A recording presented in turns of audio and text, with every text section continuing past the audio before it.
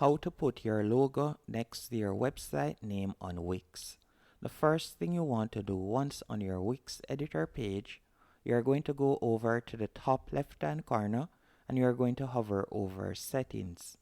Then from here you're going to select Firecon. After selecting Firecon, a pop-up is going to appear. Then on this pop-up page, you'll now see the option where you can add your Firecon. Keep in mind that to add a Firecon to your Wix website, you will need to upgrade to a premium plan, as you can see right here, because at the moment we have the Wix logo displayed beside our website name.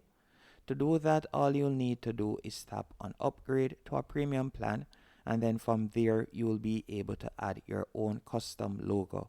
So to upgrade, we'll simply tap on upgrade to a premium plan. Then from there we're going to be redirected to a new page. On this new page you will see the different price points that you can choose from.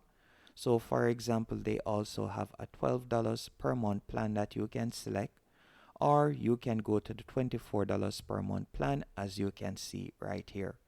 Hope you found this video helpful and informative. If you did, be sure to hit the like button and subscribe.